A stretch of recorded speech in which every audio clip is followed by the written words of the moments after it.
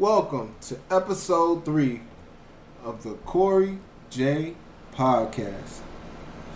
We got 3 special guests joining us today.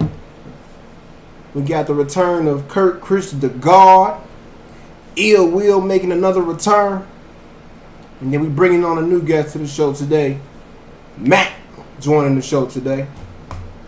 So today we're going to get into a lot of different things. We're going to talk about the NFL a little bit, NFL preseason, the NBA Christmas games, and the opening schedule is going to be happening in opening week, and get into some other interesting debates about, who are some of the greatest scorers in the NBA of all time.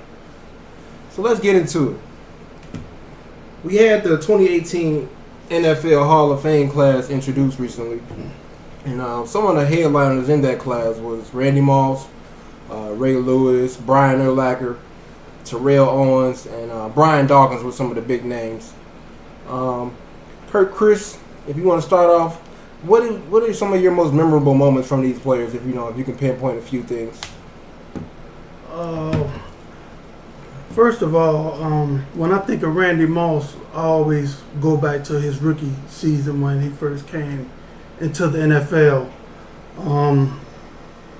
His 3 touchdown game against the Dallas Cowboys stick out to me, and him basically just changing the whole Minnesota Vikings identity. They all of a sudden became this offensive juggernaut with Chris Carter, Randall Cunningham, Robert Smith, the running back.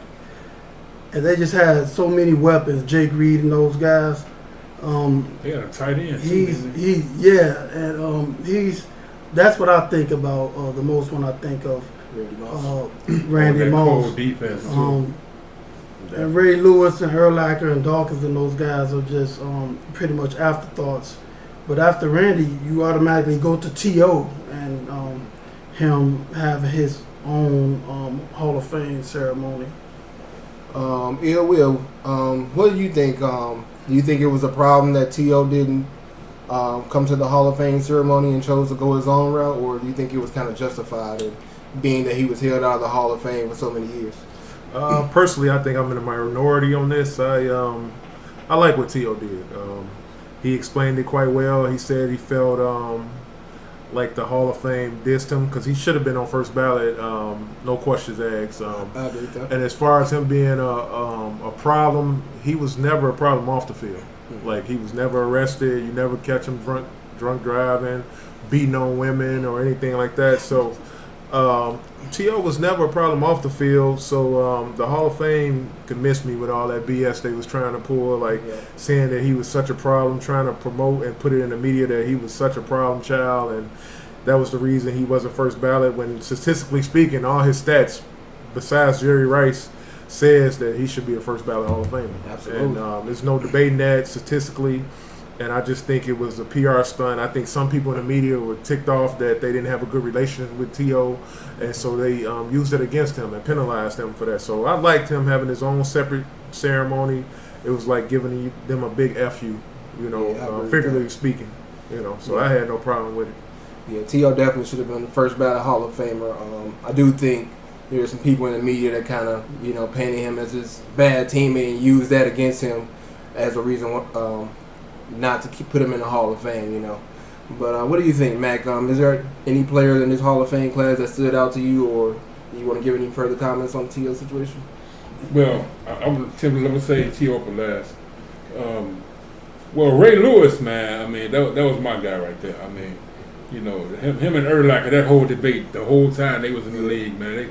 Who was better, Urlacher or Ray Lewis? I mean, of course, Ray Lewis got the most credit, on the outside. He won the Super Bowl and stuff like that, and then that whole murder trial he had and stuff like that. But them two guys, it's good they went in together, man. I like that. There was a big debate right there, them two, the whole time. And I agree with that. And Moss, oh man, love Moss, man. I always did. The only thing I didn't like about Moss is he wouldn't go over the middle. That's his only problem. He wouldn't go over the middle, but he is by far the greatest deep threat that ever played the game. Well, that I ever seen play. I can't say that I ever played the game because I ain't seen everybody play. But since I've been watching football back in the early '80s, and he's the best deep threat I've seen. And I was saying that back to Moss, to T.O., what he did, that wasn't no different than what T.O. always did. Like, I mean, when he played football, I mean, why go out there and be phony? That's what I like about T.O.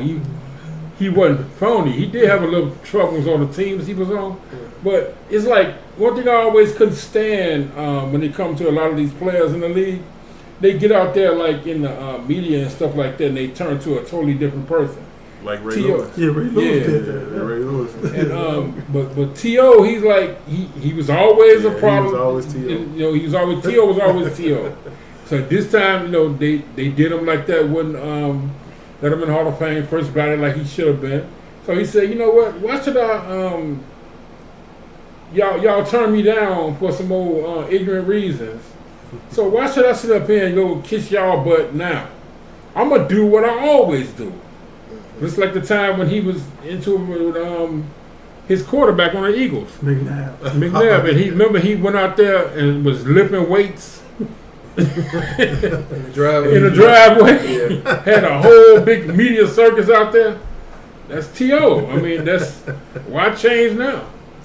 I think that's one negative drawback on T.O. Is that Eagles team should have easily won a championship. And if I am to nitpick about Terrell Owens, But T.O. did his part, though. not quite. There is another part to do besides playing on the field. He Is played hurt. a camaraderie with your teammates, and then not getting into personal battles with your quarterback, the man who has to throw you the football. That's the only thing I could not respect about Terrell Owens. If he would have just been a little more selfless, I think maybe a couple of his teams could have won Super Bowls. The Cowboys, and definitely the Eagles team, though. That Eagles team should have won one championship at least. But I agree with T.O. though, because I felt the same way he felt about Donovan McNabb. I thought he punked out in the Super Bowl. I really did. I didn't agree. think. I thought he gave into it mentally, and let that get in his head. And I think Donovan McNabb cost him that Super Bowl. T.O. went out there and played with a high ankle sprain. He did what he could. He out there breaking records just to play. And Donovan over there throwing up, almost quitting on the team. You're right. And the game was still in balance. It was still decisive of who was going to win. And I blame Donovan McNabb for that. And I'm talking about after that year. That's what I was talking about. You know who I blame for that Super Bowl? I don't blame McNabb or T.O. I blame the rest of his teammates. Oh, Yeah. Because McNabb threw for 350-some yards in that game. Yeah. T.O. caught on pass and had them yards receiving. Yeah, McNabb might have been throwing up in the broken leg. Yeah, that's true. But he still burned them stats, man. He did. What if any other quarterback would have threw for 300-some yards in the game? He did his thing. Right, they would have been praising him like he's man. But where was the rest of the people? Yeah. Where was the rest Westbrook? Pinkston, and the other players, and Johnny Mitchell. Freddie Freddie Mitchell. Yeah. Where were they at? I agree. I cannot put that on McNabb. Westbrook. Brian Westbrook. That running back, yeah. Where were they at? I agree. Yeah, I'm just gonna give a few comments on what I think of some of the players. For me, Ray Lewis, he definitely probably was the best linebacker of my generation. From what I grew up watching in the NFL. So I think he definitely deserves a lot of credit for that. Like you said, I don't always agree with some of the stuff he says off the field after he retired. He has sort of a change from his stance that he has taken on the field. But Ray Lewis, he led one of the most feared defenses in the NFL during his tenure. The Baltimore Ravens defense was feared amongst the NFL, and they were definitely one of the top defenses during his whole tenure there. And he went out, with a storybook ending when they beat the 49ers in the Super Bowl. To go out with a championship like that, that's really impressive and adds to his resume as one of the great linebackers of all time. I was rooting for Kaepernick on that. Yeah. And let's not forget about Brian Dawkins, who nobody's talked about yet. He's definitely one of the best safeties in his era, and he deserves a lot of respect too. Being that small. Absolutely. Yeah, that's true. Yeah, that's a good thing about him. Yep. So let's move on from the 2018 Hall of Fame class, and let's talk a little bit about this current NFL season. There's already been some NFL preseason games going on. We had the NFL Hard Knocks going on with the Cleveland Browns. And why don't you guys give me some of your teams that you're excited to watch this season? Let's start with Will. Obviously, Chicago Bears. Being a Chicago Bear fan, I'm interested to see if Mitch Trubisky could take the next step. I have my doubts personally. I don't think he can. I think the Bears made a mistake and should have selected Deshaun Watson over him. I'm also impressed. I know it was just a small sample size of what I seen yesterday from Baker Mayfield from the Cleveland Browns. I'm actually surprised. I thought he was another Johnny Manziel, but he's actually looking totally different from the guy, and he's looking like he might be something. But I mean, it's still early. And then I also like what the Baltimore Ravens got going on. With Lamar Jackson. I really think he's going to be hopefully Michael Vick 2.0, and those are the three that I'm watching this preseason. Do you think Flacco will win out the starting quarterback? I think Flacco will win out and start like the first 3 games, but I think early in the season or midway through the season, they're going to step over and give the keys to Lamar and see what he can do. So what about you, Bag? Are there any teams you're excited to watch this NFL season? Well, I always be interested in watching the Patriots. Because I like the fact that Bill Belichick, he never has superstars too much except for Brady, and he always find a way, man. I mean, that is true. I like that, man, and that year when Brady got suspended through 4 games, they had counted him out. They counted the Patriots out, and just imagine how good he must have felt winning that Super Bowl that year. Just think about it. You took his quarterback out first 4 games, and they won all 4 games. Just think about it. You took out his with Jimmy Garoppolo. By the way, it was 3. I thought it was 4. 3-1. They went 3-1. Oh, they lost 1. Oh, my bad. Well, but still, they still had a winning record. And then Brady comes back rusty, still killing. Then win the Super Bowl, and then commissioner had to go up there and right in their face. Just imagine how pissed he was for that. After the whole Deflategate scandal, that's pretty good. He had to go up there and hand him that trophy. I like that. Okay, what about you, Kirk Christopher? Any teams you looking forward to watch? Besides the Chicago Bears, I'm really thinking about the Kansas City Chiefs. They're stacked. Their team is loaded with young talent, offense and defense. I'm interested to see what the young quarterback is going to do, Patrick Mahomes. I want to see if Kirk Cousins is the real deal in Minnesota.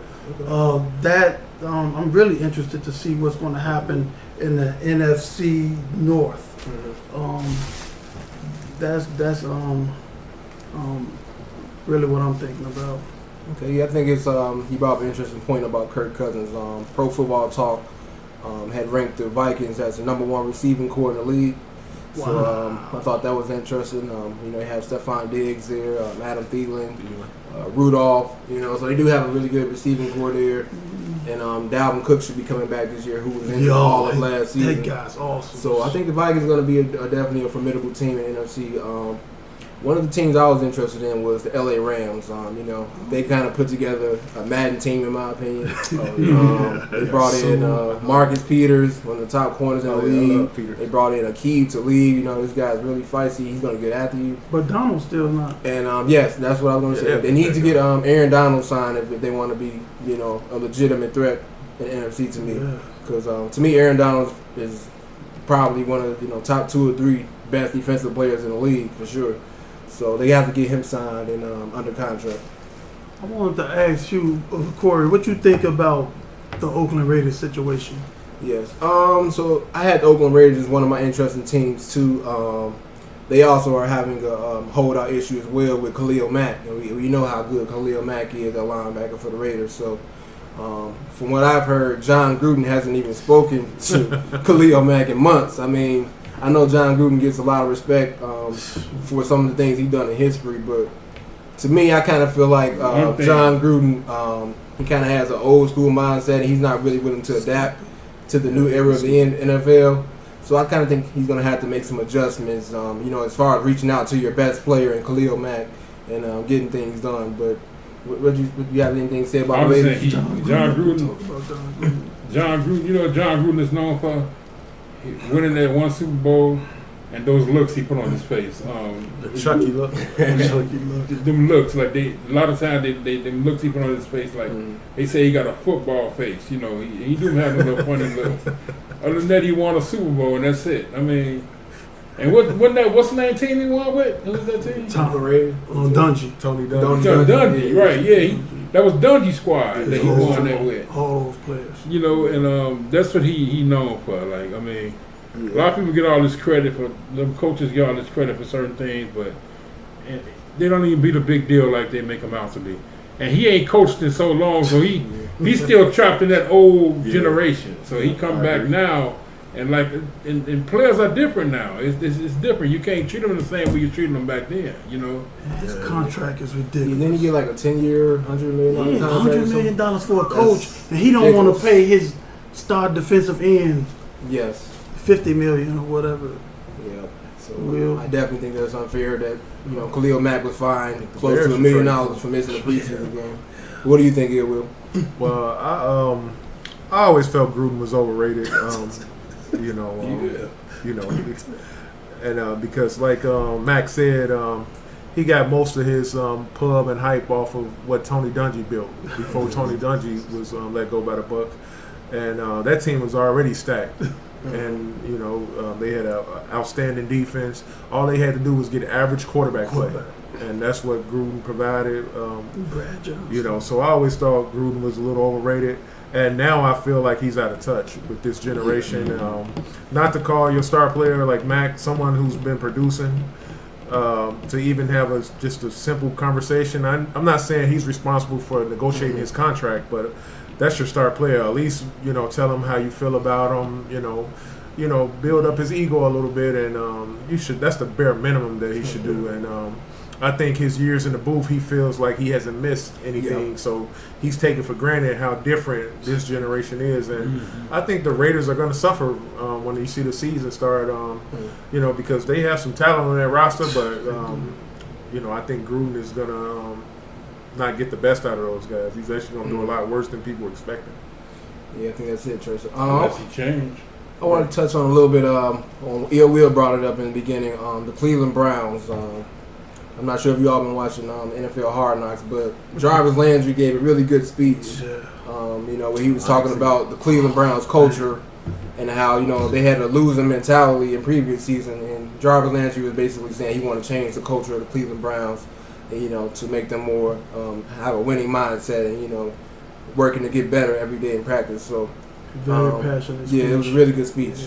If you haven't seen it, I recommend you watch it. It's a lot of cursing, but But I do think it shows passion. He spoke from the heart. I gotta watch that. I haven't seen it yet. Yeah.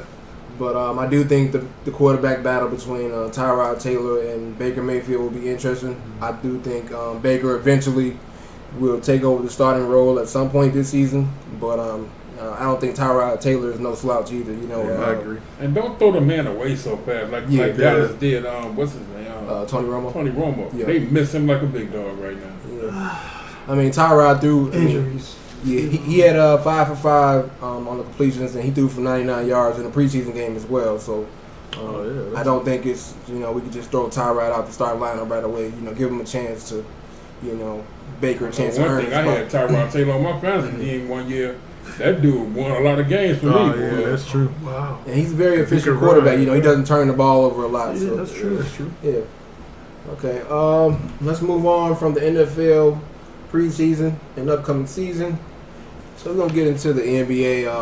The Christmas schedule was released recently. We have games such as the Bucks versus the Knicks, the Thunder versus the Rockets, the Lakers versus the Warriors, the Jazz versus Portland, and what was the last game, guys? 76ers Sixers and Celtics, right? Yeah. You said the Blazers, Indiana, ain't that? No, Blazers playing the Jazz on Christmas. On the Jazz, yeah. Where get Indiana from? Yeah. So we're gonna start with Chris here. What game, had of all the headliners that was announced, are you most interested in watching? Because I'm very interested to see the Lakers. They have a lot of talent. I just want to see how everything meshes together, and who's going to have a problem with who on that team, and if Luke Walton is truly the coach that's going to get the best out of this bunch of players. Okay. What about you, Will? I got a couple of them. Thunder and Rockets, to me, that's very interesting. You're going to see Melo go up against his old team, the Thunder. And I think it's going to be very interesting to see how that whole Rockets roster mix together and play with each other. If they're going to be more of an isolation team like they have been in the past, or can Melo, get some isolations himself on the post, where I think he's can be the most effective. And also, of course, I gotta like the Lakers and the Warriors. I'm gonna go out on a limb and make a prediction. I think by that Christmas game, DeMarcus Cousins will be playing. I know a lot of people talking about the playoffs, but I've been seeing DeMarcus workout videos and stuff, and he's already walking on the Achilles.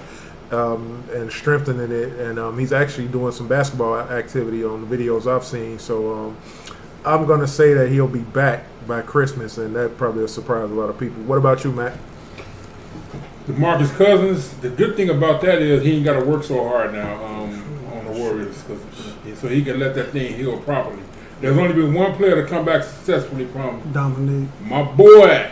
Yeah. Dominique come back successfully from that Achilles, and it was him. And then it's gonna be real hard for Cousins because of his weight, Yeah. It's 280. Yeah. But at least he ain't got to cut a lot though. So that same injury ended Isaiah Thomas' career also. Yeah, and Kobe Bryant as well. Kobe Bryant, the hardest working guys, he struggled to come back from injury. So. Yeah, because he got to do a lot of cutting. Shaq too. Shaq and Kobe. Yeah.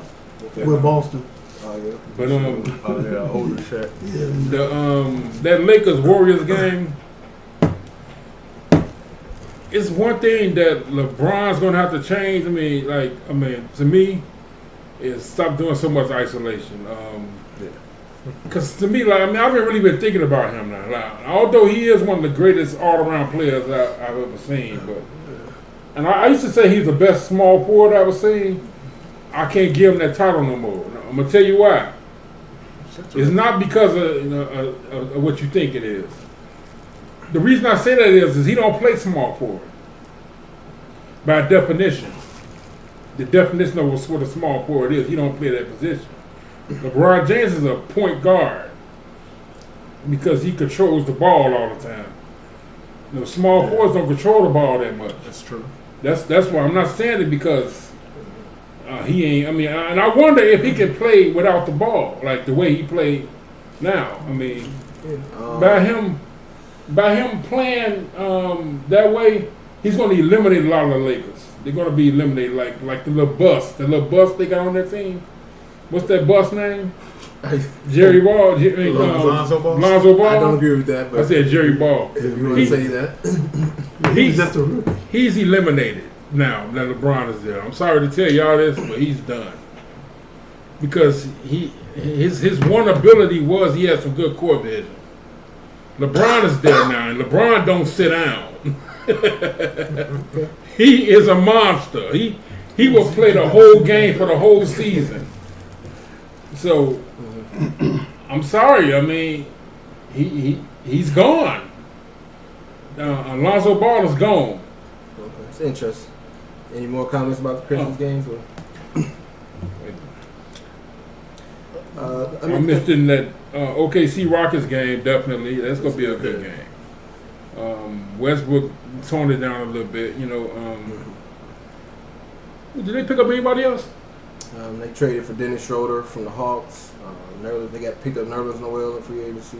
Any big man? Nerlens Noel, that's it. Okafor is on the Pelicans. Yeah, Okafor went to the Pelicans. It's not like a big splash. Rockets. You think the Rockets? Rockets can be dangerous. It's all up to Melo. It's all up to Melo. If Melo would straighten up, and accept his role as not the star, but as a complimentary player. Man, just imagine he is the one person that's gonna always be fed the ball. I mean, whether Chris Paul out there or Harden, they gonna always be feeding him the ball. But if you go out there acting like he's this superstar and putting himself on the same level as LeBron, and which he's not he used to be, but not no more. I mean, if he go out there trying to do that, then where he gonna be sitting on the bench again. So let me ask you this.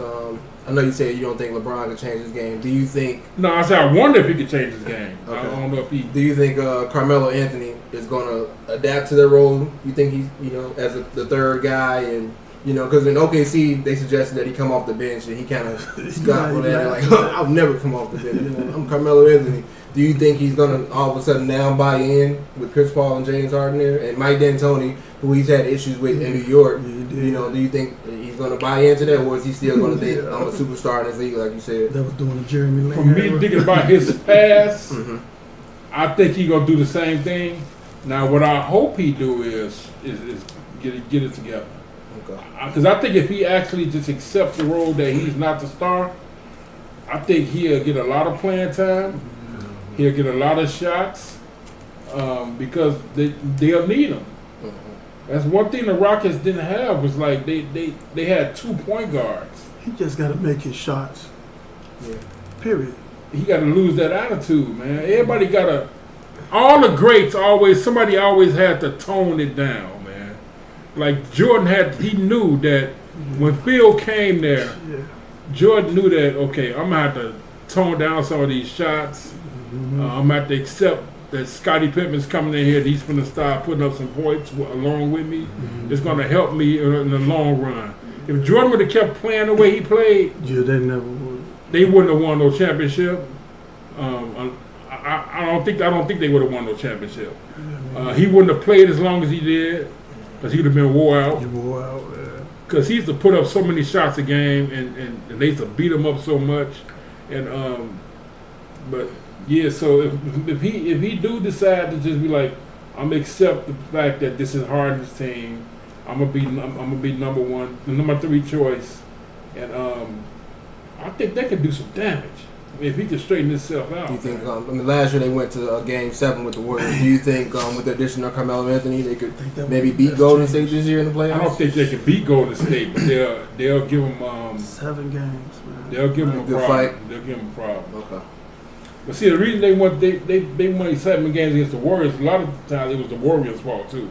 Yeah, I agree. They make a lot of mistakes. Yeah. I mean, and they did miss. Iguodala was out a couple of those games as well, so they weren't exactly 100% as well. But let me give my thoughts on some of the Christmas matchups. Like Eel will say, I'm definitely looking forward to OKC versus Houston. It's definitely going to be a good game. I think, me personally, I think Houston's going to take a slight step back this season. I mean, I agree. I do think Carmelo Anthony is a better player talent-wise than Ariza and the loss of Luka Mbamute. But I think some of the intangible things that they did, just committing to the defensive end and, not having to get a lot of shots like Carmelo Anthony's going to need, I think that's going to be missed this season without those guys. So I think OKC is actually going to take a step up by losing Carmelo Anthony. And I think they're going to be a better team, having another year together with Paul George and Russell Westbrook. And also bringing in a guy like Dennis Schroeder that can, take the ball out of Westbrook's hand for a while and give him some chances to play off the ball as well and give him a breather.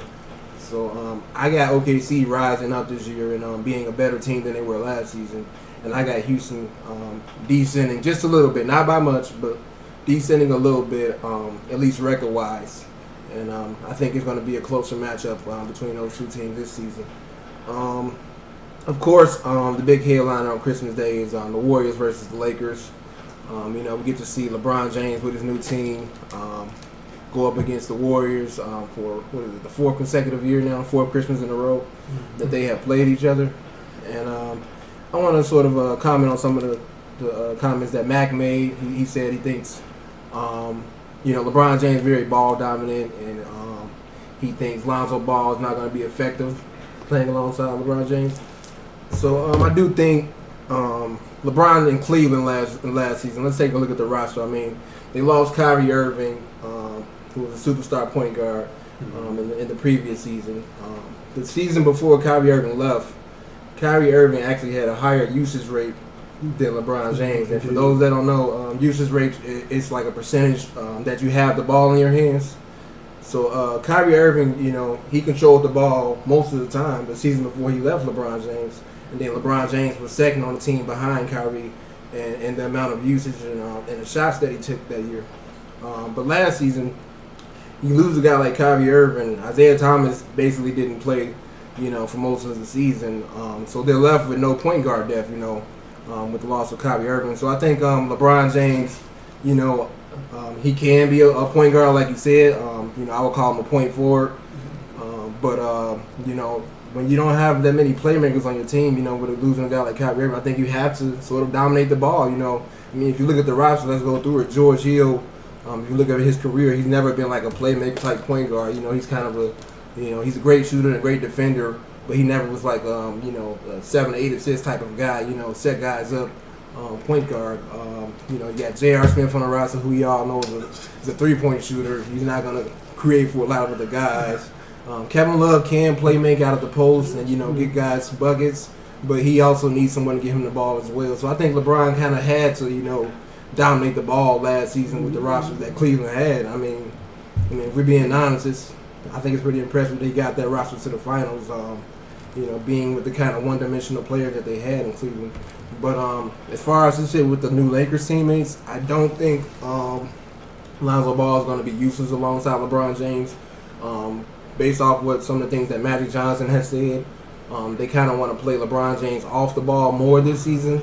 Now, will that happen? We'll see. I know we kind of know LeBron James has kind of been the go-to point guard on all of his teams throughout his career, maybe with the exception of Miami, where he kind of had Dwayne Wade, who can take over the offense for a while.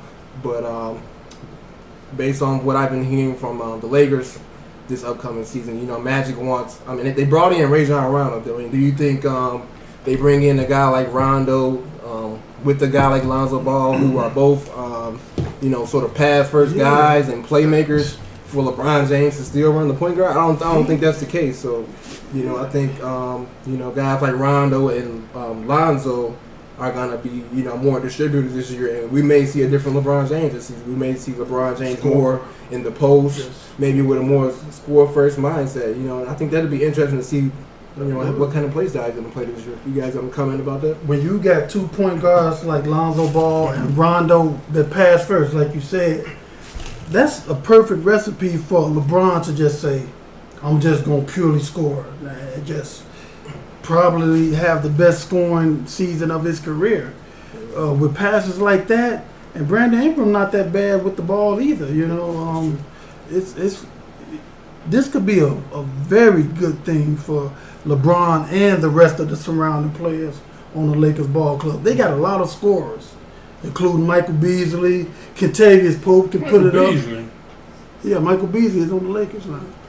And I said that because I see why you said it. Yeah, I think he's a real threat. he can score. He scored. I think you're thinking about the Beasley in college. He scored 13 points a game last year on a sorry Knicks He had a team. pretty good year last He had a good year. Maybe last not year. number 2 draft pick like standards. But I'm You know what Michael Beasley is to me? He's like, what's the old boy name in the NFL that played that one running back he thought was going to be so great? It's a lot of those. Well, yeah, I know, right? But what team he played Richardson, for? or who you talking about? Yeah, they had that quarterback on the squad, too. It's too many. I know, right? But, Trent Richardson? I can't think of his name. Yeah, let's Will, did you want to say anything? Well, about this that? might sound crazy, but LeBron is not a scorer to me. He get buckets, but he's not a scorer. Yeah, 59 points. Hold on. When I think of a scorer, I think of a person who can do it all. That means shoot from the outside. That's 3-pointers included, mid-range game, and go to the post. And that's like Kevin Durant. Kevin Durant is a scorer. You know, Steph Curry is a scorer. LeBron James, he gets buckets. You know what I'm saying? Like, he's unstoppable at what he does. He can take you off the dribble, but he cannot shoot the the way a quote-unquote scorer can shoot. And I don't consider LeBron James a scorer, so I think him playing off the ball is going to have to be a lot of post-ups and mid-range, catching the ball at the top of the paint type of moves as opposed to running actions for him like you would do like a Klay Thompson or Steph Curry or even Kevin Durant. Okay. That's what I was saying. That's why I didn't say that he couldn't. I was saying that I want to see if he could play the natural small forward position. Yeah. Now, if he could, and with Rondo there, I mean, y'all always talking about Lonzo Ball. You know me, Lonzo Ball's a bust to me. But I thought it when he first came in the league, but, you know, hey.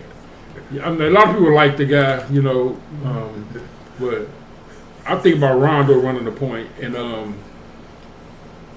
now if LeBron can play the natural small forward position, This team goes.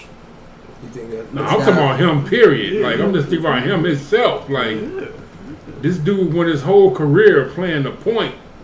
Did he decide to change his whole game up this late in his career?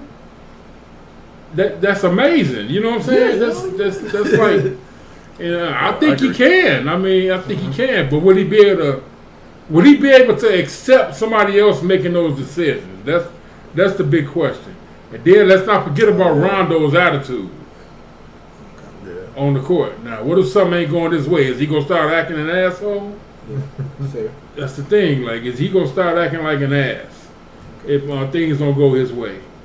You know, if somebody call a play that he don't like, is he gonna start acting crazy? What y'all think about what Will said with that LeBron is not a scorer? What do you think about that? Before we get into the score debate, we'll get into that next. Okay. The greatest scorers of all time debate. So before we'll segue into that, but to go off what Max said, yeah, I agree. I do think it'd be really interesting to see if LeBron can, like he said, play, you know, strictly small forward position. But you know, I don't think we can just.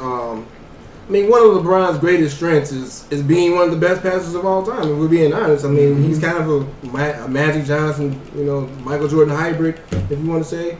And, you know, we can't just, you know, take the ball out of his hands completely. You know, he should have the ball in his hands for some portions of the game, at least. That would be, in my opinion, idiotic. Yeah, of course, like Scotty did. Like, exactly. Scotty didn't have the ball all the time, but a lot of time during the game he controlled it. He did. But he didn't have it all the time. You know? Right, yeah. So I think LeBron should still, you know, at least for some of the game, maybe 20% instead of 40%. You know, he should still run the instead of 90%. Yeah, because he's that good, man. He's one of the best. And he has one of the highest passes. IQs. Now. He got good passes now. He didn't have it with Cleveland. Yeah, man. So we'll see. We'll see what's the ceiling going to look like for the Lakers. But let's get into it. I think Will made an interesting point when he said LeBron James is not a scorer. He said he's a bucket getter. I'll let him define what a bucket getter is. But let's get into who we think is some of the greatest scorers of all time. We can start with the top five. Andre Iguodala made an interesting comment recently. He said that Kevin Durant is the most talented scorer that he's ever seen. So I'll let you guys think about that for a second. But Will, if you want to start, what do you think of Andre Iguodala's comments? And then we can go with who are your top five scorers of all time in the NBA? Well, of course, I'm going to agree with Iguodala about KD because me personally, I've never seen anybody who can score at the many different levels that he can score at. Yeah. From stepping over half court to all the way to under the bucket. I believe exactly what Iguodala believes. I believe he's the best scorer that I've seen with my own eyes. I haven't seen Wilt or any of the other guys like Pistol Pete or anybody like that. But as far as since I've been watching basketball and looking back on it and thinking about today's game as well, KD is definitely number one on my list as far as score. I'm not saying he's the best player I've ever seen. I'm just saying as far as getting buckets, as far as being someone who's make you game plan, and if you can game plan for him, whether you put a center on him to try to slow him down, he can still get buckets. He's proven that. You've seen in this year's playoff when they tried to switch Capella out on him, he was still getting buckets very easily, I might add, over Capella. And Capella is great at defense. If you put a smaller guy on him, he just raise up and shoot over him like a chair, like Mark Jackson them was saying. So KD is definitely number one on my list. I mentioned earlier somebody I haven't seen, but I heard a lot about the guy. Watched a lot of videos on him. It's Pistol Pete. They say he was a machine at the scoring aspect of the game. So I would definitely have to put Pistol Pete number 2, and then of course a guy who I wasn't a big fan of, but you can't deny. Some people call him the GOAT, the greatest ever. Is MJ. Michael Jordan is number 3 on my list as far as scoring. Number 4 is gonna shock you guys. John Starks from the Knicks. Absolutely blasphemous. No, I'm just throwing that in there for a comedic effect, but I would have to put George Gervin number 4. From the Spurs, George Gervin, number 4 as a scorer. And then a lot of people might underestimate this guy just because he was big. Shaquille O'Neal is he rounds out my top 5. Just like KD, at least from the inside, he was unstoppable. Like I haven't seen one player get put on him and be like, all right, let's shut Shaq down. I haven't seen that happen, and I watched Shaq's whole career. So that's my top 5. Okay, before anyone else goes, so you think Kevin Durant is the greatest scorer of all time, number 1? Yes, definitely. In history of the NBA? Yeah, definitely. Okay. Mac, you want to go next? Okay. See, I can't say the greatest scorer of all time. Like I can say who the best scorer I've ever seen. Right.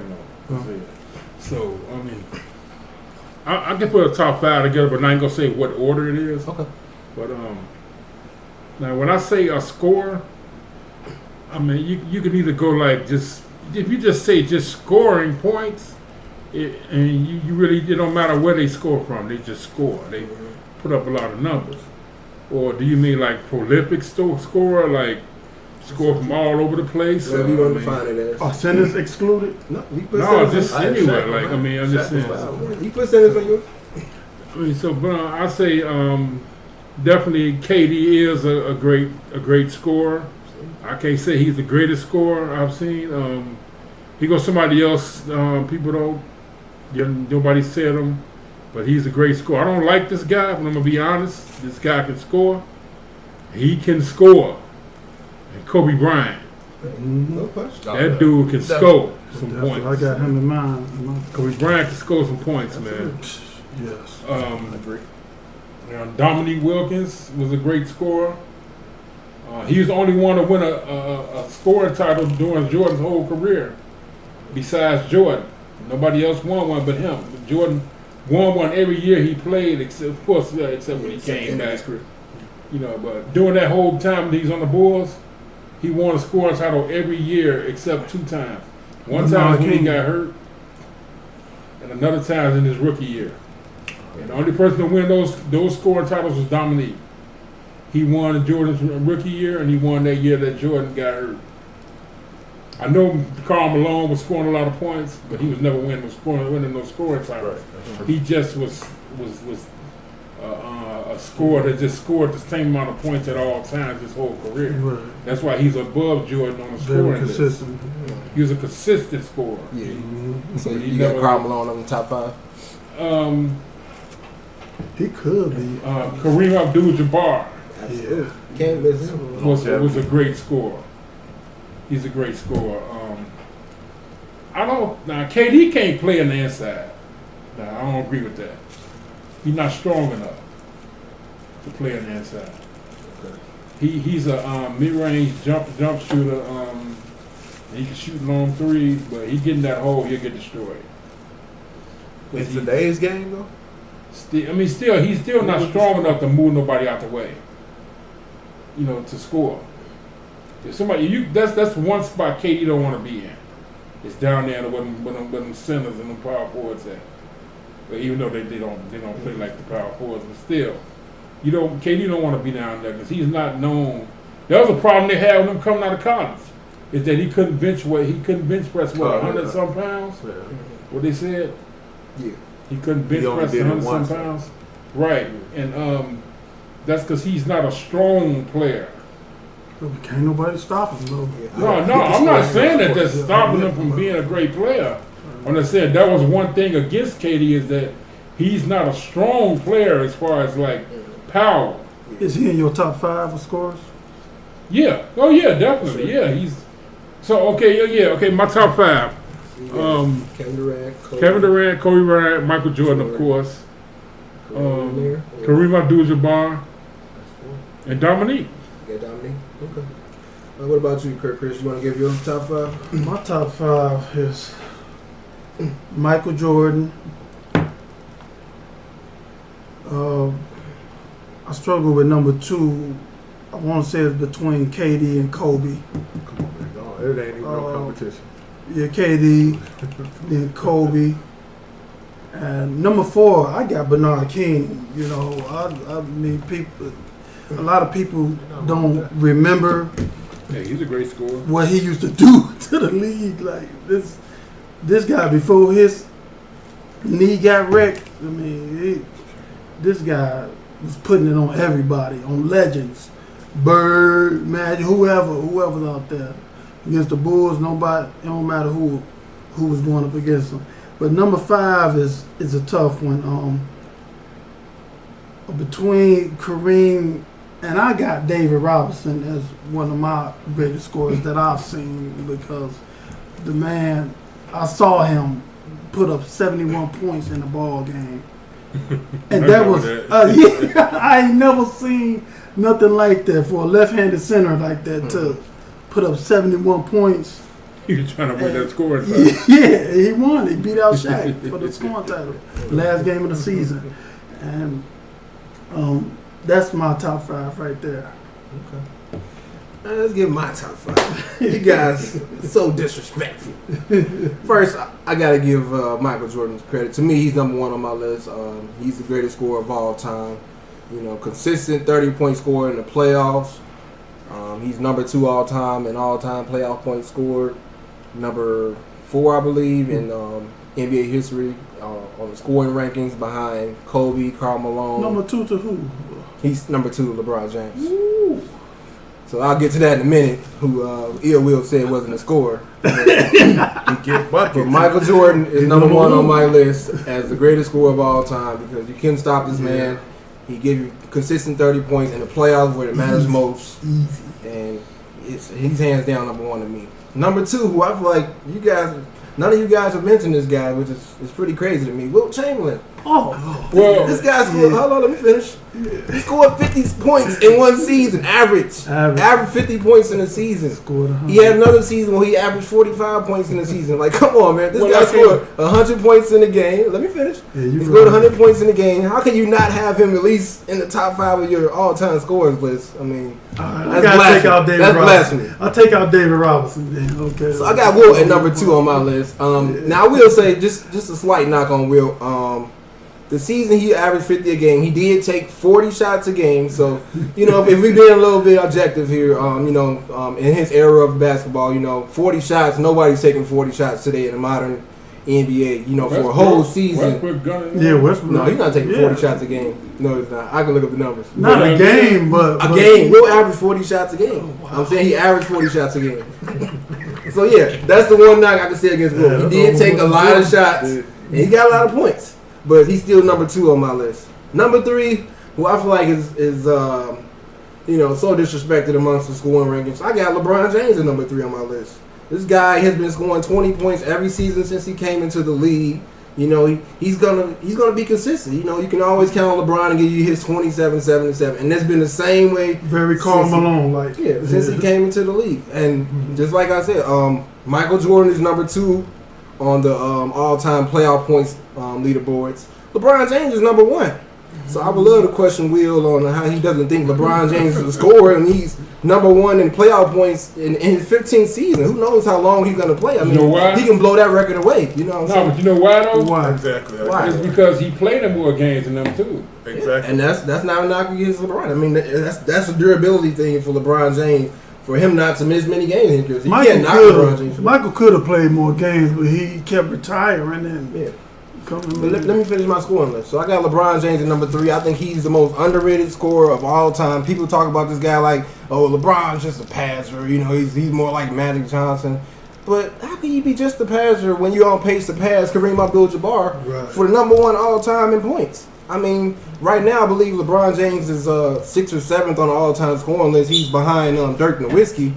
But if he plays, 5 or 6 more years like we expect him to play, he can easily pass Kareem Abdul-Jabbar, averaging around 25 points a game over the next 4 or 5 seasons. So, I mean, for him to be on pace to be number 1 all time, I don't think we can discredit him as one of the greatest scorers of all time.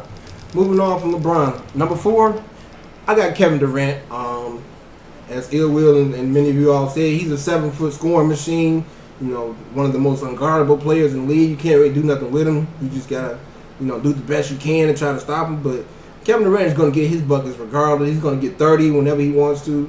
And you can't really guard a 7-footer who can pull up from anywhere on the court. He can attack the paint and finish strong at the rim. So Kevin Durant, as Iguodala said, he's definitely one of the most talented scorers I've ever seen. And then number 5 on my list, I got Kareem Abdul-Jabbar.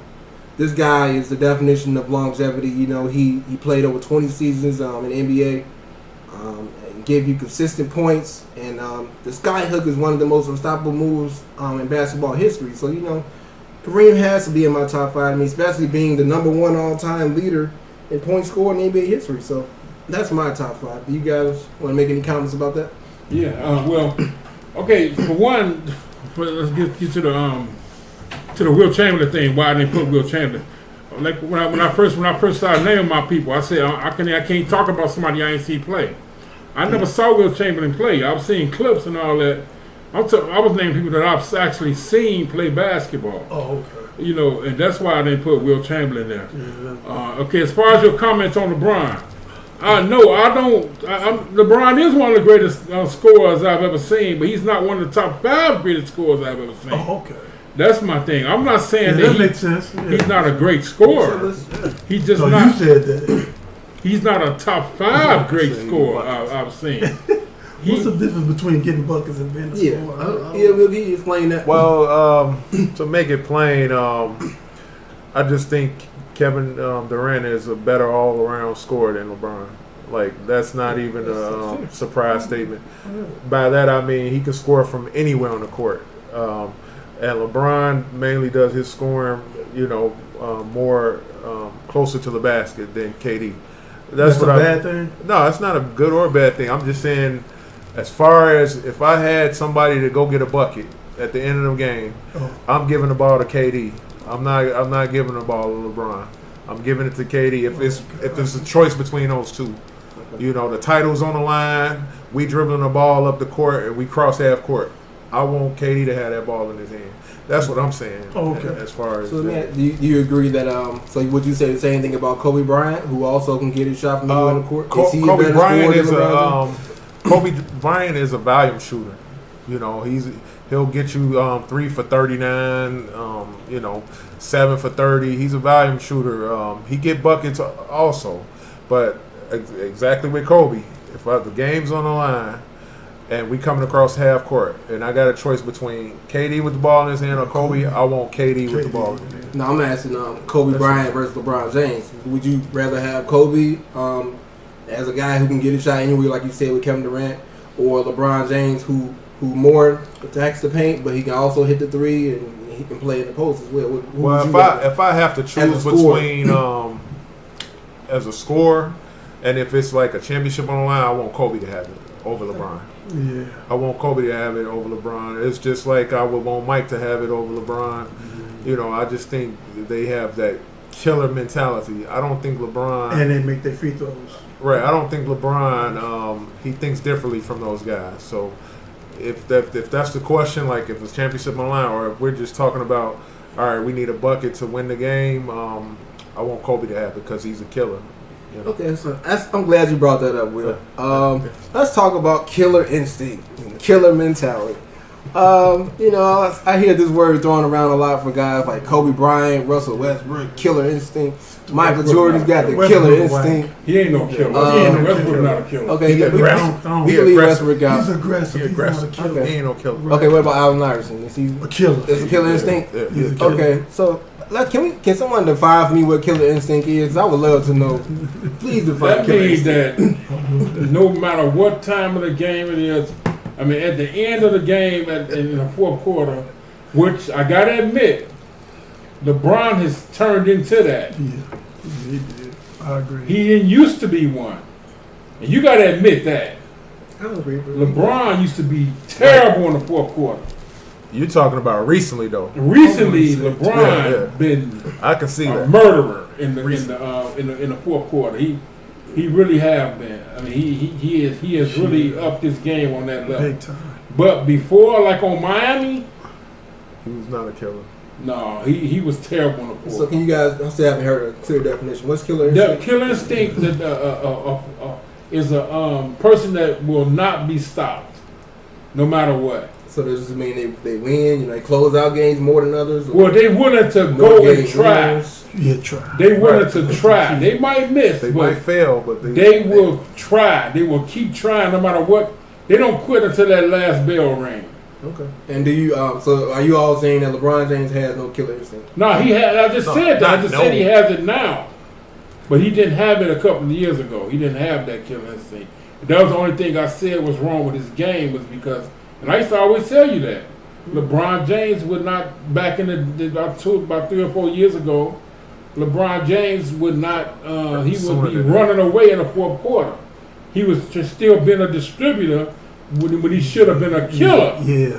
He should have. agree. He's like in Perfect that last example. 5 minutes. He should. What about this year when he passed the ball to George Hill instead of I ain't he like had that. Steph Curry on him instead of taking the 6'3" Steph Curry off the dribble and getting a bucket or an and one Killer would've been or attacking. shooting 2 free throws. I'm gonna just tell you this: Kobe and Mike wouldn't have passed that ball. I don't care if Scotty under the basket wide open. Yeah, he's shooting. He gonna take that shot or at least get fouled and go over Well, make those free throws. Well, I got it. This is what I say to that. You know what I'm saying? This is what I say to that. I say to that. Yeah, he might have did it that one time, but most of the time nowadays, the way LeBron is, he would take that shot. Right. He did slip back into which Yeah. everybody make mistakes. Everybody make mistakes. Yeah, he just slipped back into His old. his distributor ways for that one play. I mean, yeah, he In the did. NBA Finals, this is the NBA Finals. You know? Yeah, but I'm not gonna kill him for that. I ain't gonna No, kill that him was just for one it, but mistake. I'm just pointing out Because the that's the same difference. game he had 51 points. I'm just That's the pointing same out the game. difference between like what a Kobe would do in that situation or what a Mike would do. and They're what just, LeBron they're would just do. different players. That's all I'm saying. They're different But LeBron do the same thing now. They different players. And over the last 2 or 3 years, he No, that's he only will when do that. LeBron don't have another star with him. When he had Kyrie, he was passing that ball to Kyrie. Kyrie took that shot against Steph Curry to win that one championship that they won. But that's He still had like a the couple- mismatch. That was a couple years ago. LeBron had the mismatch. He had Steph Curry on him this year. Oh yeah, this year. That's a mismatch. But I'm You are talking not about guarding when he Steph passed Curry. it Is to not, Kyrie. Steph Curry is not guarding him. Steph was on Kyrie. Right, that's So a mismatch, anytime, right? whoever Steph is guarding, That's a mismatch, Get right? on the ball. That's a mismatch. Okay, yeah. that's what I'm saying. Right, LeBron right. had Steph. He had the mismatch on him. I agree with He you. had the mismatch on him. I And agree this with That you. was just one This play. is though. one play. One play to close the game, though. This is Yeah, but the- everybody this make is the mistakes, man. All right, let me get my comments on this.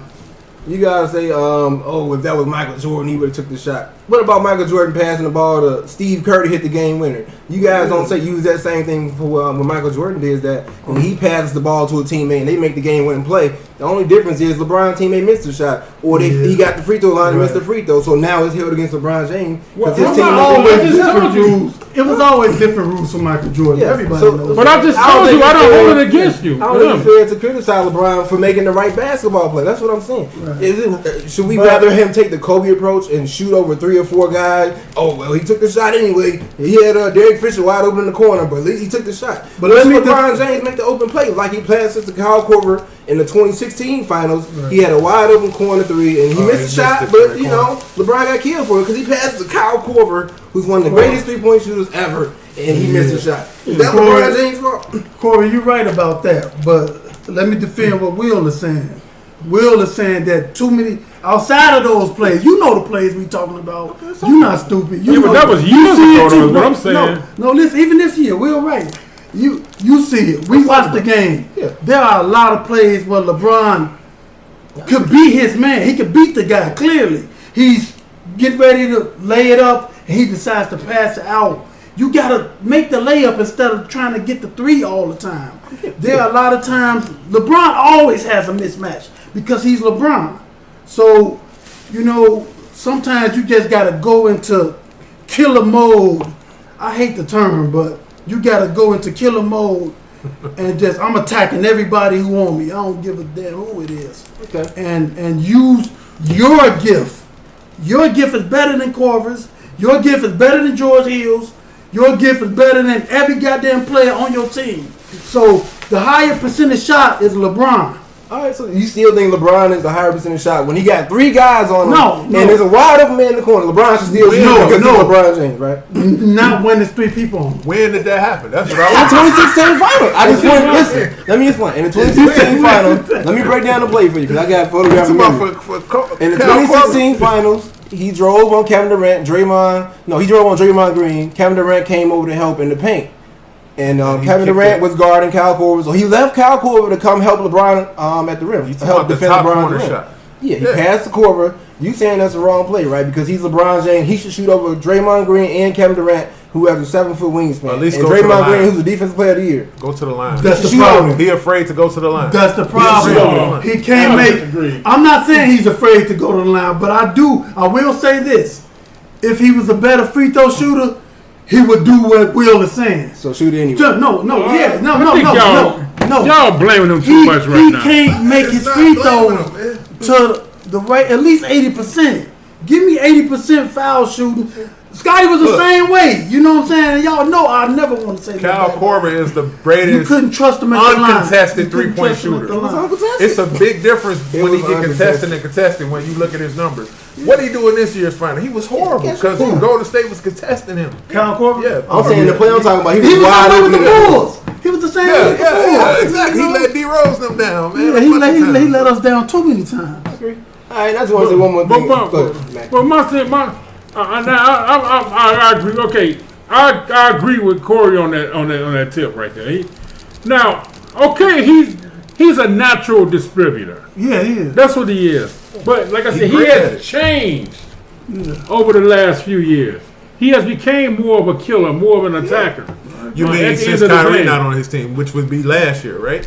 No, I give you that. No, he was a killer with Kyrie. even with He had Kyrie, he was a back-to-back killer. 40 games. When he left, Kyrie when he scored left 40 in that Miami, finals game too. One time. He did it LeBron twice. scored 40 back-to-back Twice, games. back-to-back. LeBron did What I'm it. saying is, Game 7. this is what I'm saying. When he left Miami, he turned into that killer that he needed to be when he Without came winning. back to Cleveland. And that's what I'm saying.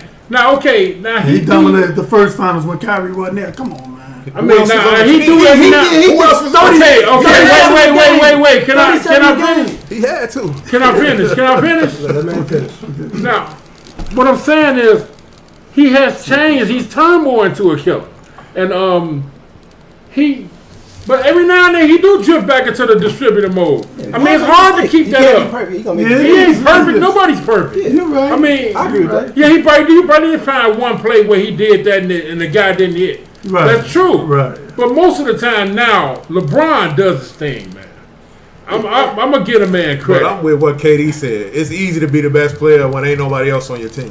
It's also easy to be the best LeBron player. has But been- I want to hear what Gee said. Max said something very important. He said nobody's perfect. People treat Michael like he was perfect. Exactly. That's all I'm saying. Can you expand on your comment that nobody's perfect? Is Michael Jordan a perfect player in your eyes? No, he's not. People No. talk like that in the Yeah, media. of course. I wasn't Of course like they gonna fans, do so- that. So I'm just asking your opinion on it. Every time, they always talk about how Jordan didn't make mistakes. Yeah, right. Jordan make mistakes, and like he said for himself, he said, "Yeah, I hit a lot of game-winning shots, but I lost a lot. I missed a lot of game-winning shots too." Yeah, don't nobody talk But they about don't that. talk about that. You don't hear He's about the that. one. He's the one that they put on that pedestal. And he gonna always be there. I mean, that's just the way it's gonna be. You know, it's gonna true. always It's be gonna like always that. be And it's all. It comes down to the media. Yeah. Right. It's all That's media. what I'm That's saying. the thing. The You full know, story is not always told. Their Right. narrative, yeah. it's all media. I give LeBron James credit. My one fault I always said about him was that he distributed too much in the late parts of the game. Right. And I said again, he changed that. I like that. He changed it. Right. And he changed that. Now he's more of a killer in the end of the game. And here goes something else I disagree with. Kevin Durant cannot score everywhere on the court. Oh, you talking about the paint? He can't score in the I think paint. he's a great finisher. I have to disagree with you on that. No, well, driving into the hole and dunking on somebody is not scoring in the paint. It's not. Yeah. No, that's coming from the outside. I'm talking about you say he can score well. Post somebody up. He can't I post think he's an nobody. inside post presence. He It's can't very rare you post. see anybody post Yeah. these days. Well, but I mean, he's not scoring everywhere on the court. Then is what I'm saying. Like he can't score everywhere on the court nowadays. I mean, he can't score everywhere on the court. Like you say, LeBron James is he can score from more places on the court than Kevin Durant can. Because LeBron James can back. LeBron is one of the only players in the league history that can effectively play every single position on the court. True. That's true. Jordan couldn't do it. Right. Magic tried it. Magic he tried it. He can't play shooting guard. No. LeBron James can play center. He can play power forward. He can play small forward. He can play shooting guard, and he can play point guard. He can play all these positions effectively. I think LeBron, his career, if he wanted to, From Miami Heat LeBron, I agree with that. any LeBron, Not this LeBron. any LeBron can. I think today's LeBron James can go out there this year and play shooting guard and get to the So you see LeBron James guarding Embiid like a center that can post up. Like Yes, a real he center can. that can post up. Yes, he A healthy can. DeMarcus Cousins. And I'm talking about like stopping them from scoring. Now, LeBron James weigh what, 280? He can't even. 270. Now. Who can LeBron stop 260, now, though? That's what I'm 260 saying. probably. Like, now, this is what people give us. People let LeBron skate on defense. LeBron has been horrible He on ain't the that defensive bad. He ain't metrics. no horrible. He ain't that bad. Corey brought up. You listen to the Skip Bayless No, too much. Corey brought up metrics, right? And efficiency. What about the defensive efficiency method? LeBron has been in the hundreds. He sucked on those metrics. Let me elaborate on that though. He had to score. He had to Come on, carry man. a Stop burden. acting like He LeBron had to is carry a Stop burden. acting Look like at the LeBron burden. is a shutdown defender. That was Miami LeBron. Okay, but let me Since he address- returned to Cleveland, he hasn't Who shut. shuts people down in their 15th year? I mean, okay, that's what I'm saying. Just admit it, though. Just admit it. Instead of now, y'all saying we made excuses for Mike and he was perfect. You did. Now we making excuses for You look at LeBron. Undisputed a lot. Now we making excuses for LeBron. You look at Undisputed a lot. No, I don't even watch Undisputed. Did you watch First Take? I watch first thing every now He and said the same. I'm talking about back then with Skip Bayless. then. What? Why do we keep saying LeBron a shutdown defender? Who said that? You said no. What I'm saying, you said if you saying a man can guard all five positions, that means he a hell of a No, I defender. said he can play all play five all positions. Oh, that's different. He can play. Yeah, he can. Anybody can play center. That's not true. Burkett can play center for the Bulls. I mean, anybody can play center. No, I didn't say anybody can play all five. No, anybody can't play Oh, center. no, you're crazy. Yeah, I give him that. Yeah, he can play the position, but he ain't stopping nobody from scoring because he Well, gets. you he can't gets stop scored nobody on from scoring nowadays. consistently. You can't. Can't nobody stop nobody from Nobody. scoring nowadays. Okay, They make so it where you then- can't do none of nobody. Why does it make it effective that he can play all five positions then? Because it just shows Because his versatility. it sure is. You That's can put him anywhere on exactly. the court and he's effective. That's greatness. Stop listening to Skip Bayless. And let me just say one more thing. Skip in a long time. Back to the killer instinct thing for a second. LeBron James and the Cavaliers, they were the first team in NBA Finals history to come back from down 3-1 in the NBA Finals against, let's not forget, Y'all be beating a that crap in 73. the- I'm gonna keep Y'all be saying beating that a crap in the 73 whole win group. team That was impressive. who broke the Bulls That wasn't winning impressive. record. Let's not forget about Once that. they suspended They Draymond came and back. cheated, it was not impressive. Draymond played in Game Stupid. 6 and Game 7. What's his And he excuse? balled out. didn't And he? they lost. He killed And they all lost the with people in the Draymond night. Green. They lost with Draymond Green in Game 6 and saying Game 7. I don't want to hear that excuse. Draymond let his team down. That's all. That LeBron I James. don't blame. I It's blame the real Draymond for the actual game that he got suspended in. That was But the stupid. other He games, played Game 6 and no, 7. the other They games, lost. no. And when he was that's kicking not- all them people, he kept that- kicking everybody. Yeah, but see, the other games that I'm talking about the other games in that finals.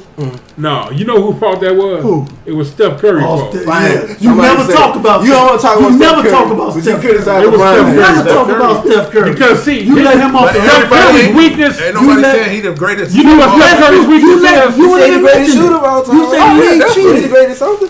Well, he is the A greatest shooter of all two-time time. MVP supposed to play better than Unanimous. that. Nah, his Yeah. weakness is Steph Curry's weakness is Kyrie Irving And plus, if you wanna be exposed honest, him.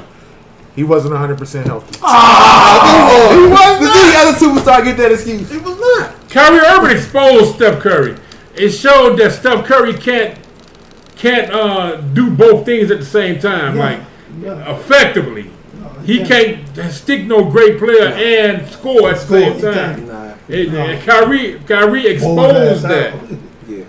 You know, because Kyrie was a nasty. He's a nasty player, man. Nasty. Kyrie hit the shot. I'm not taking nothing away from Kyrie Irving. He was their best clutch player. No, he was not the best clutch player. But LeBron LeBron James got the block. He got them that so chip. let's give LeBron James They credit. couldn't have did that without that block. LeBron James scored 41 in back-to-back chip. points in Game 5 and Game 6.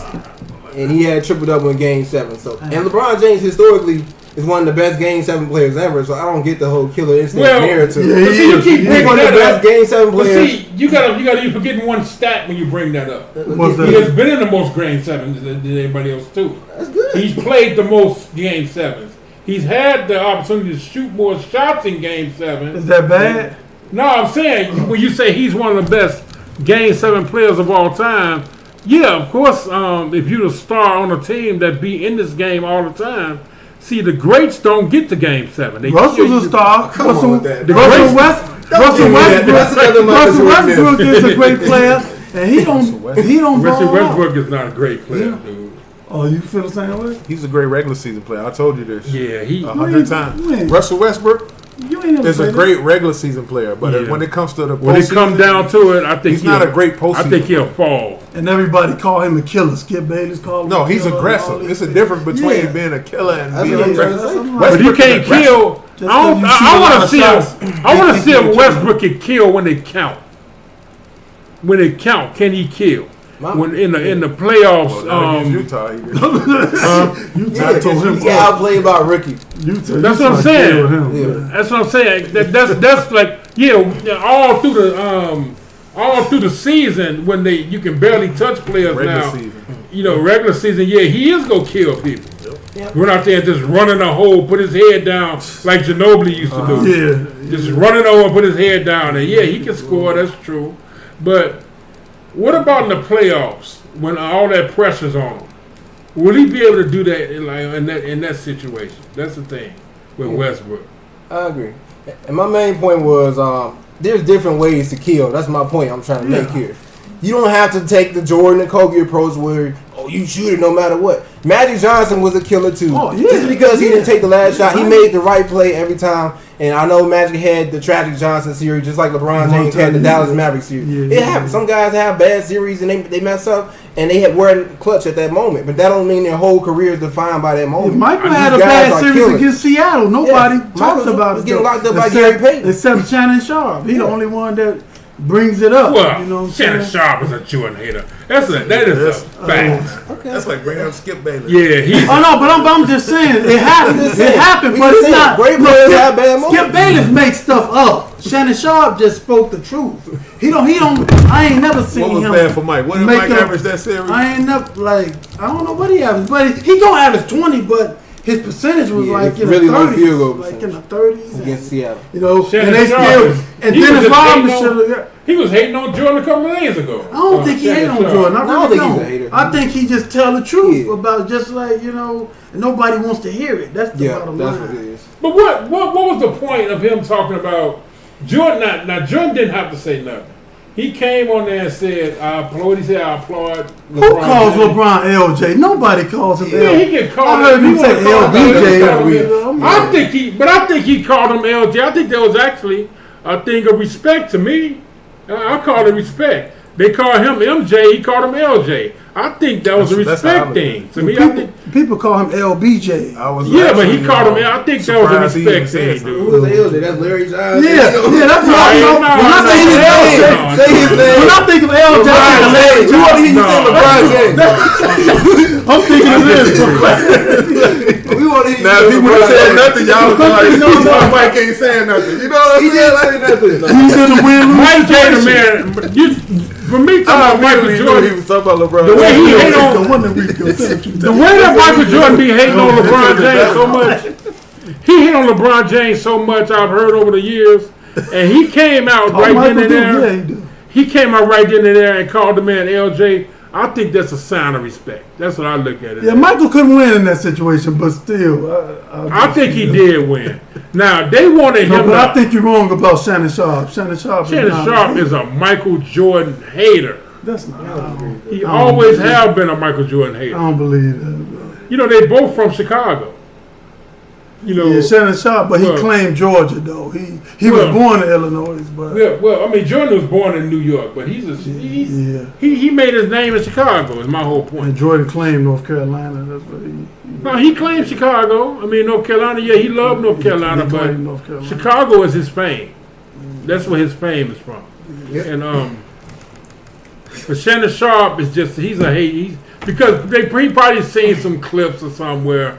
They talk about Chicago athletes, and he's probably not mentioned. He's probably upset about that. I mean, I don't agree with that, but they get upset. That's how they. They are some egotistical little babies. I think you're talking about Isaiah Thomas. Oh yeah, Isaiah. Yeah, he's another one that's upset. Yeah, he's upset. But I will say about Isaiah and Sharp, they have never lied about Michael. Everything they said about Michael has been the truth.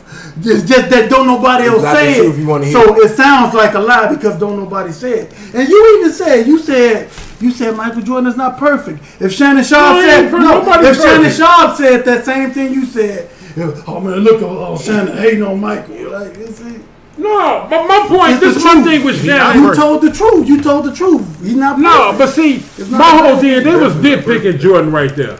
He didn't have he didn't have to say nothing, but he did. I mean, he gave the man credit. Michael was going to lose in that situation. That was a lose-lose situation. So I mean, he wanted Michael Jordan to get up there and argue with Donald Trump over.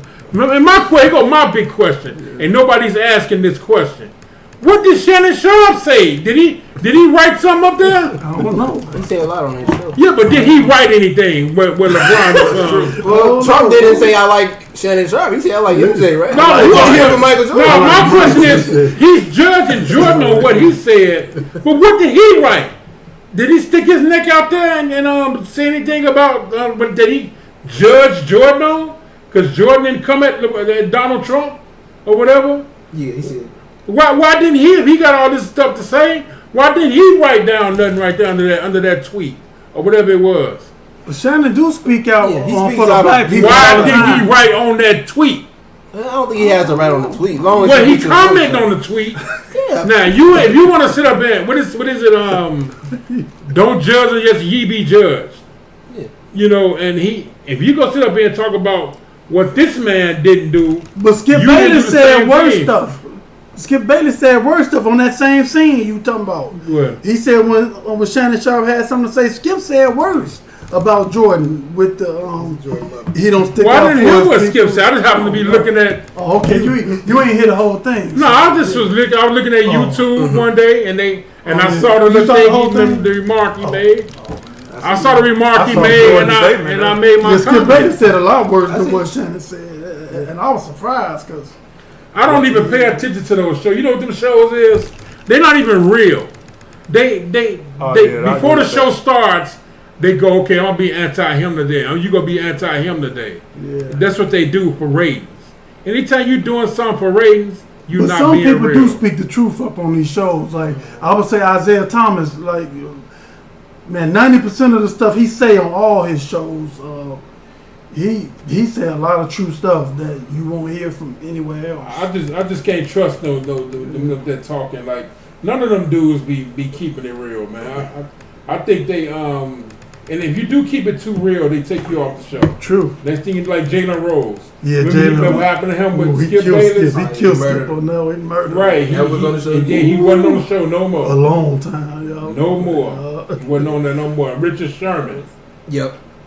And you know what? It almost happened with the safety used to play for the Steelers. What's the guy that be up there that took out Darren Woodson? No, played Ryan Clark. Ryan Clark. He tore up Stephen A. Smith. Yeah. Talking about his hairline and said me and Stephen A. Smith got the same college degree because Stephen A. Smith was saying I don't know why athletes talk about certain topics where they're not educated. I have my education. I have a bachelor's in this. And that's when Ryan Clark came on the show and tore his ass. Oh, like I know one thing, the statements that he said about KD, and I'm going to tell you just like this. Like I said back when he made them statements. Which one? So when you know all that stuff, when KD said, I ain't thinking about no Stephen A. My people won't talk to no Stephen A. Oh, yeah, I remember that. You don't want to make an enemy out of me. If KD would have didn't say nothing else after that, though. Huh? KD ain't say nothing else about Stephen A. KD ain't thinking about Stephen A. Stephen A. Right, It ain't that he's scared of Stephen A. Oh, I ain't saying he's scared. I'm not saying, but thinking about him. he didn't say nothing else, though. If Stephen A. said, put that camera on me. And then he was like, you don't want to make enemies dude, with everybody me. laughed at that bum. Yeah, but I'm just telling you what he said. You saw what he said. He said, KD, you don't want to make enemies with me. I know a lot more than, and he let him know. And what did you think KD did when he said that? If you keep on talking, I'm going to put what did you think KD did when he said that? I don't know. KD laughed at that bum. Okay. That's what he did. He didn't say nothing else. That's all I'm saying. All KD said was, man, my people ain't thinking about no Stephen A. stuff. That's all he said. Stephen A. And went he off. had nothing else to say. Stephen A. went off. He had nothing else to say. Now I'm going to tell you what. Now if Stephen A. If KD wanted to hurt Stephen A. If he wanted to, he could have went to Disney and said, look, if he say one more thing about me, I'm not going to give y'all no more interviews. Oh, yeah. It was, yeah. Unless y'all fire this bum. What y'all think they would have did? Man, they would have fired that mom. He would have been fired that day. Because they would rather have KD than Stephen A. Smith. Stephen A. was talking about that earlier this week when he mentioned about when all them ESPN people got fired. He was like a lot of people was asking questions. Why Stephen A. Smith still got his show? He said, "Duh, I'm successful," and all this. Yeah, he don't want to think about that talk show he had though that lasted a half a season. Which one? And nobody wasn't looking at it. Remember that show he had? It was called The Right Time, I think. Was it The Right Time? Oh, I don't even know. No, that's Bomani Jones' show. Sure. No, he had a show a long time that lasted like a half a season. He had his own show. That junk lasted. It just shows you that Stephen A. ain't got the pump you think he do.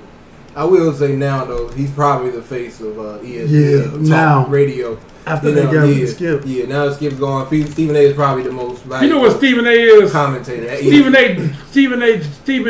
is Samuel L. Jackson. He known for being a screamer. That's what Stephen A. get you is. drunk. Like, what you talking That's about? all he do is get up there. He like if Stuart Scott and Samuel Jackson had a baby, it'd be Stephen A. Smith. That's who it'll be. He remind me a little bit of Barkley too. Barkley just be saying ridiculous stuff to get attention. Thank you all for tuning in to episode 3. Like and subscribe to the channel, and stay tuned for the next episode. This is Kori J signing out.